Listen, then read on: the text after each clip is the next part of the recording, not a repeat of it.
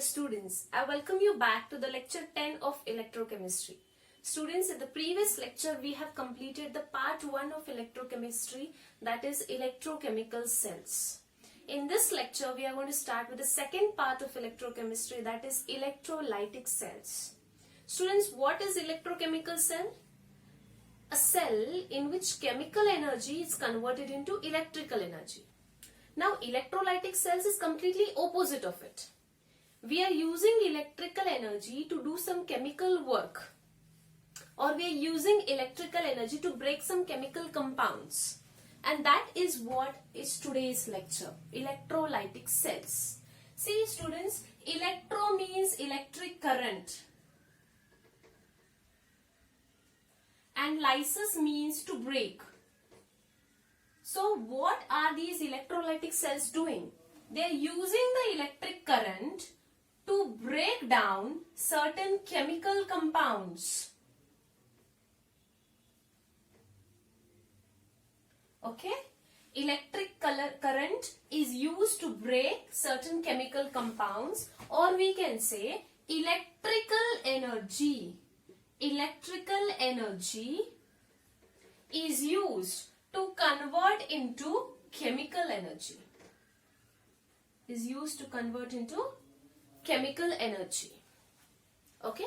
So you can say electrical energy used to break a chemical compound, or electrical energy converted into chemical energy. So this is electrolytic cell, which is completely opposite to that of electrochemical cells. Okay. Now we are going to see a typical electrolytic cell.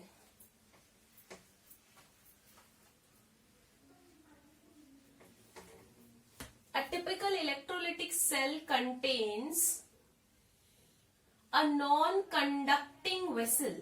It contains a non-conducting vessel. Two electrodes are immersed in this non-conducting vessel, where one acts as anode and other acts as cathode.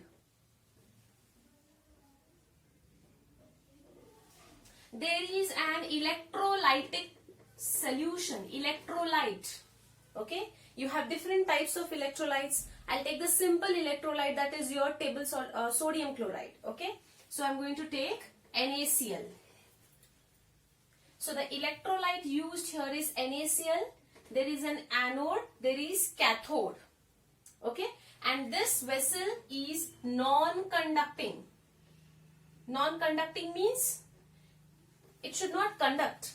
It should not conduct heat and electricity. So we can take silica gel or maybe fiber or any other non-conducting material for that matter.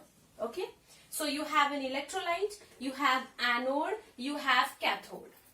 Students, you know that at anode what kind of reaction occurs? It is oxidation reaction. It is oxidation reaction. And at cathode, reduction reaction.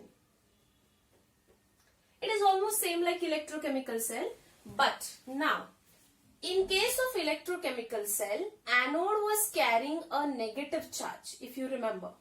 Here anode is positively charged and cathode is negatively charged.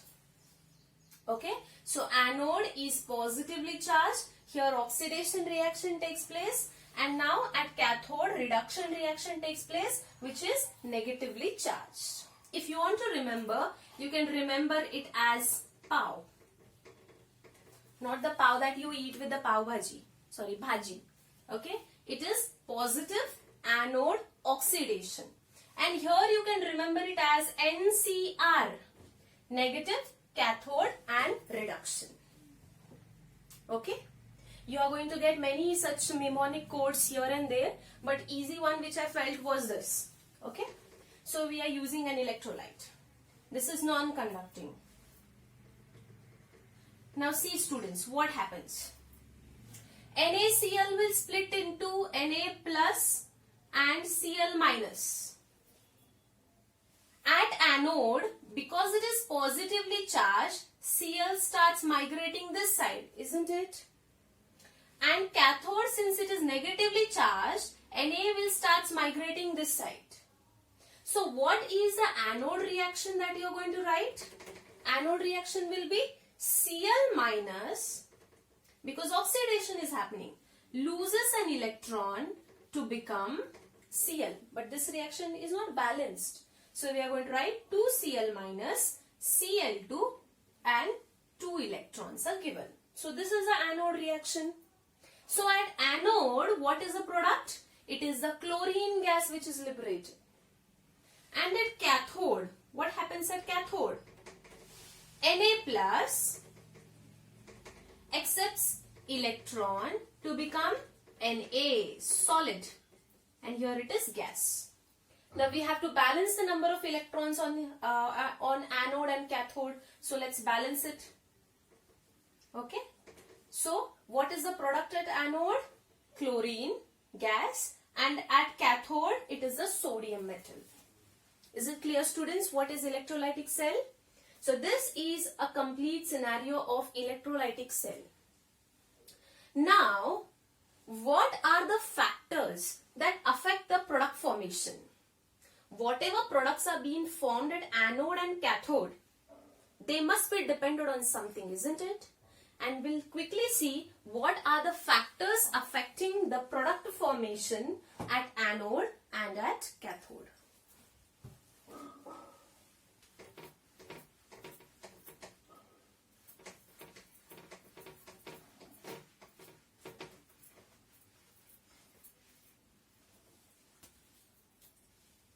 Okay, so you can give it as a heading, factors affecting product formation. Factors affecting product formation at electrodes. At electrodes. Guess what might be the factors? What might be the factors that affect the product formation at anode and cathode? The first thing is electrolyte. What kind of electrolyte is there? Okay, so the first factor is nature.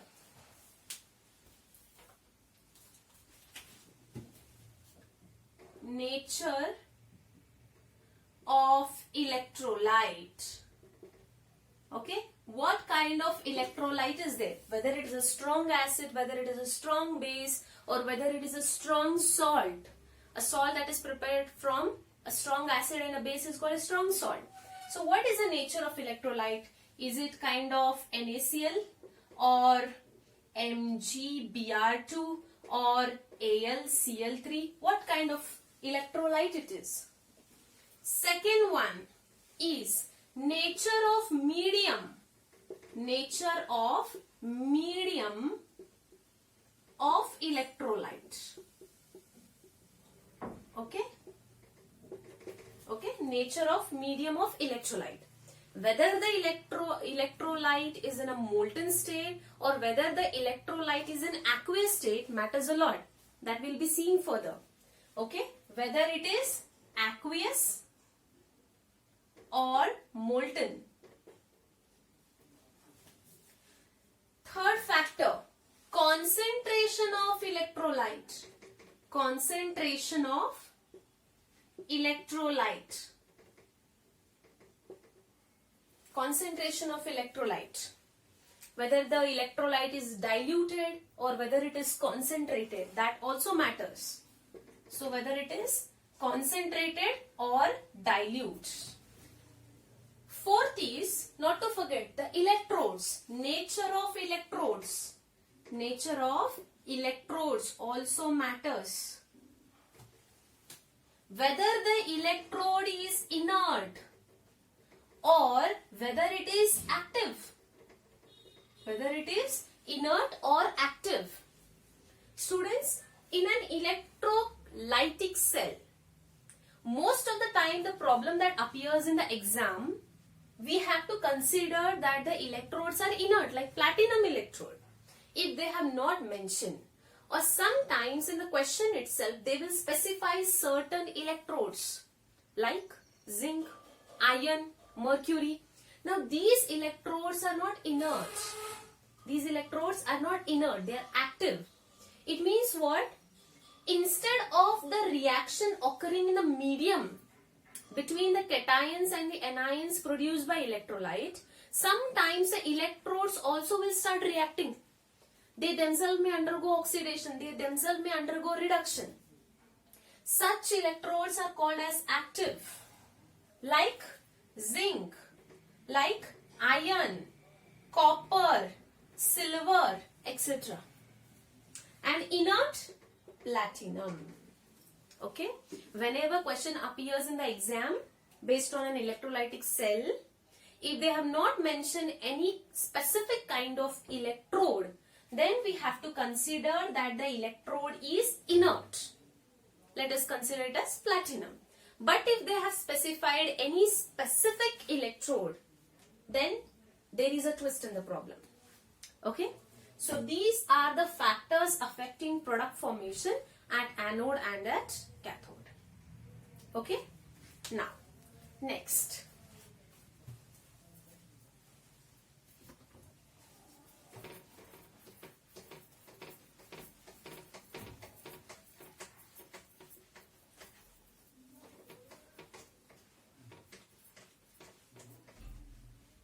Okay, now next is rules for product formation.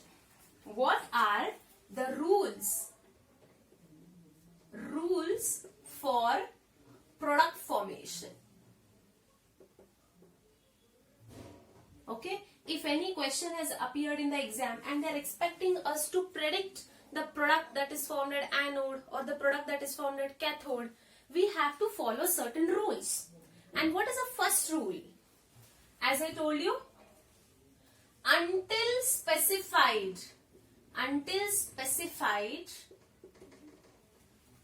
the electrodes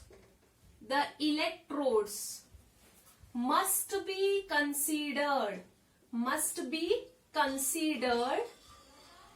as inert, into the bracket platinum. Okay, this is the first condition. Until that they have specified certain electrode like an active electrode, till then we are going to assume all the electrodes as inert. Second thing, anode reaction must be written first. Anode reaction must be written first.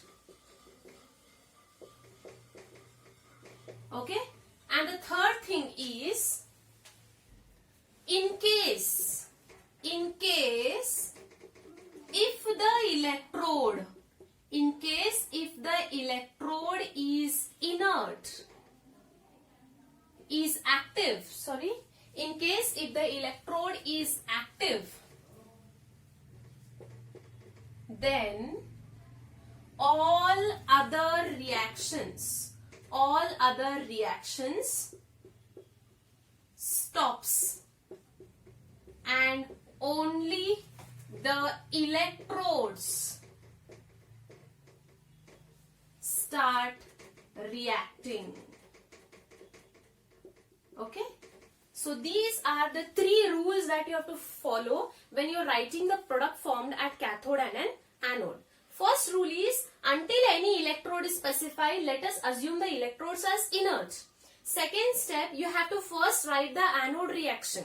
The third step is, if they have specified the electrode as active, then all the reaction with respect to electrolyte will cancel and only the electrodes will participate in reaction, maybe oxidation or reduction. Okay, so now based on the nature of electrolyte, we are going to study different cases and predict the product formed at anode and cathode. Okay, so the first one is first case. Case 1. Okay, case 1, when electrolyte is in molten state, okay, like NaCl. Yes, Let us assume that the electrolyte is in a molten state like NaCl. You know that NaCl will split up into Na plus and Cl minus. So let us see first reaction at anode. Anode is positively charged, oxidation occurs. Cathode is negatively charged and reduction occurs. Okay? So now first thing, who will come at anode? Na plus or Cl minus? It's Cl minus which will come towards positive, isn't it? So Cl minus will lose one electron to become Cl. But this reaction is not balanced. So 2Cl minus will give Cl2 and 2 electrons. So this is the reaction occurring at anode. What is the product formed at anode? It is chlorine gas. A colorless fuming gas. We have seen it in the salt analysis. Okay. Now here, cathode. Who will come here? Sodium will come. It will accept an electron to become sodium metal. Again, you have to balance the number of electrons. So you will write 2 Na, 2 electrons, and here 2 Na. So what is the product here? It is sodium at cathode and chlorine gas at anode. So this is one example, okay? Molten NaCl. You can take another example like MgBr2. MgBr2. Okay? So it means what? For 1 mole of chlorine gas, you require 2 Faradays of charge, isn't it? So sometimes they may ask, how many Faradays of charge is required to produce 1 mole of chlorine gas at anode? So this is the reaction which will tell. Okay. Similarly here, to get 1 mole of sodium, how many Faradays of charge is required? It is 1 because you are taking 2 Na plus. So for 1 sodium, you require 1 Faraday. Okay. So such questions may appear. Now example, another example, MgBr2. MgBr2. Molten state. Okay. It is in the molten state. Let us write the reaction anode pe. So first MgBr2 will split up into Mg2 plus and 2Br minus, isn't it? So this is a reaction. See what happens at anode. Who will come at anode? It is Br minus. Br minus loses electron to become Br2 plus 2 electrons are given. Okay. Now what happens at cathode? Cathode Mg2 plus accepts 2 electrons to become Mg. Okay. So what is the product that is formed at anode? It is the bromine gas, reddish brown fumes. And what is the product that we are going to get at cathode? It is Mg, magnesium, metal. Okay. So this is how we are going to write when the electrolyte is in a molten state. As long as the electrolyte is in a molten state, there is no other ions except the ions of the electrolyte. So reactions at cathode and anode becomes very, very easy. The problem comes when the electrolyte is not in a molten state but in an aqueous state. Okay. So let us see second case now. So I'll erase this.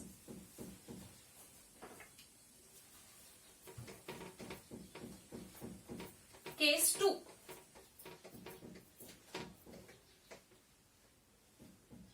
Okay. Case 2.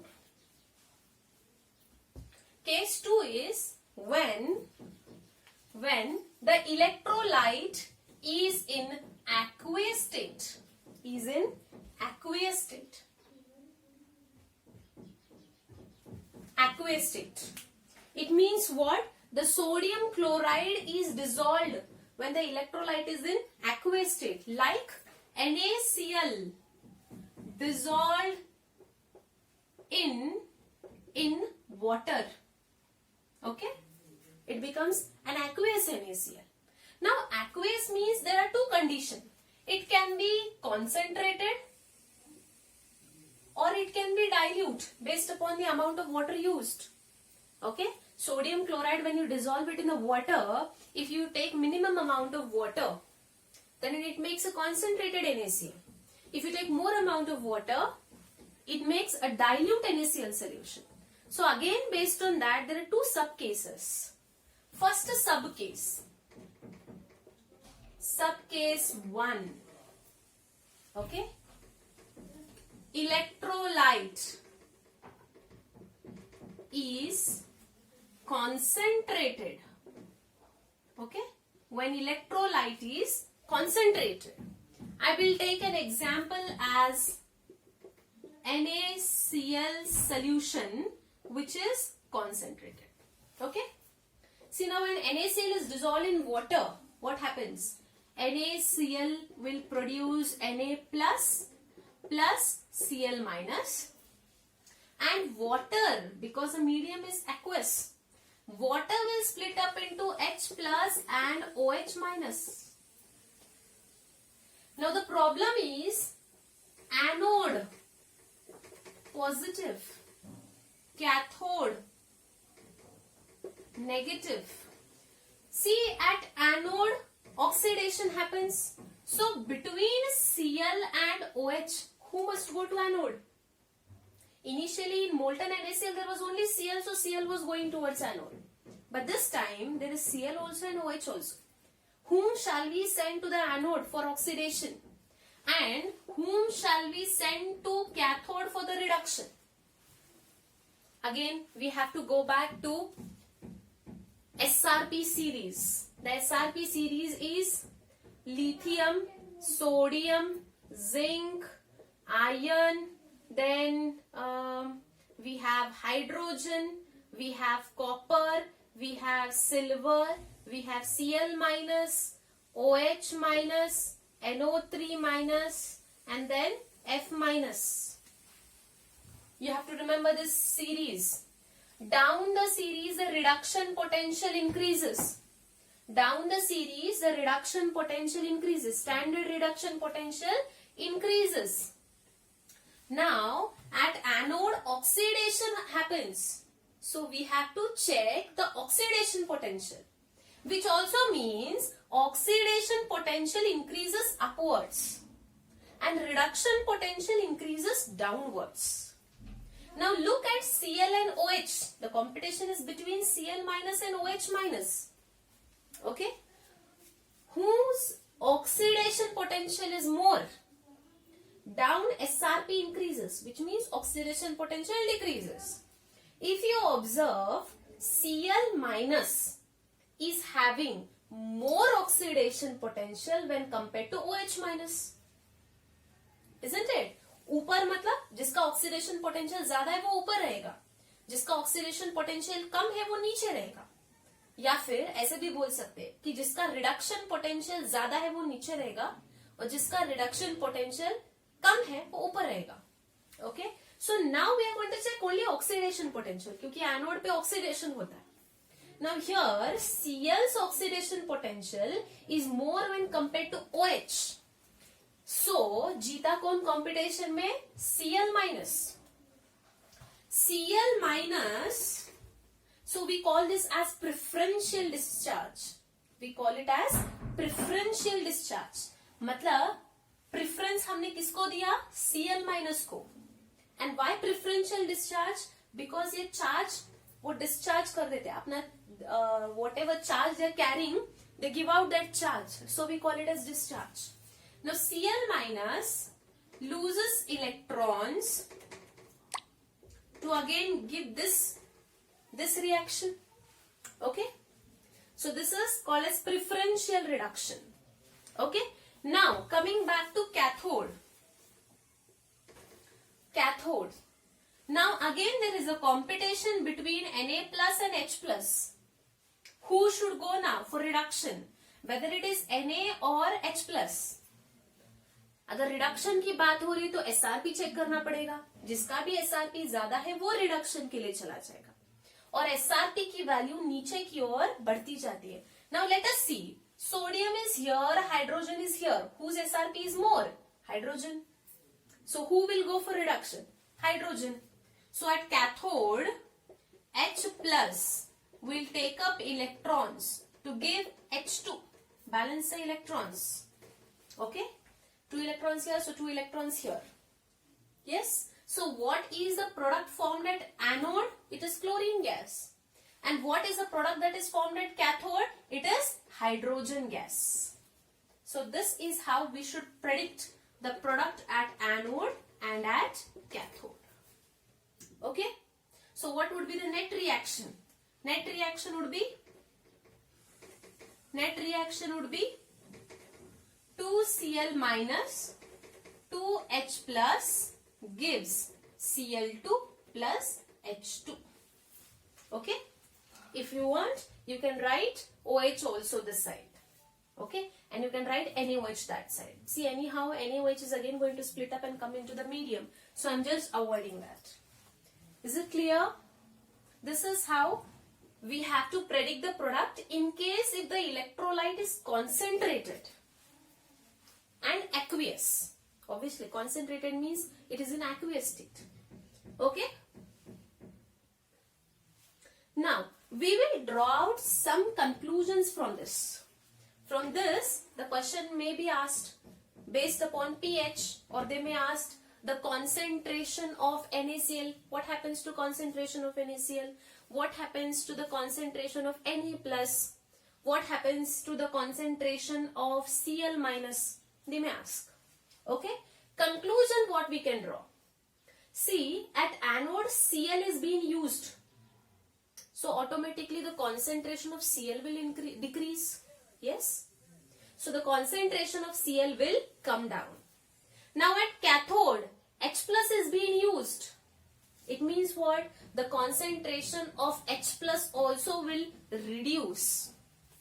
And whenever the concentration of H plus will reduce, the pH increases. Okay? So what happens to the pH here? pH ko kya hoga? pH increases. Please note this. Whenever the concentration of H plus ion decreases, pH automatically increases. Okay? So, what happens to the concentration of Na+? We have not used Na+ anywhere. So, it remains constant. So, these are some conclusions that we can draw from this particular product formation from the electrolyte. Is it clear? So, what was the case number 2 here? When electrolyte is aqueous and concentrated. We have taken example as NaCl solution which is concentrated.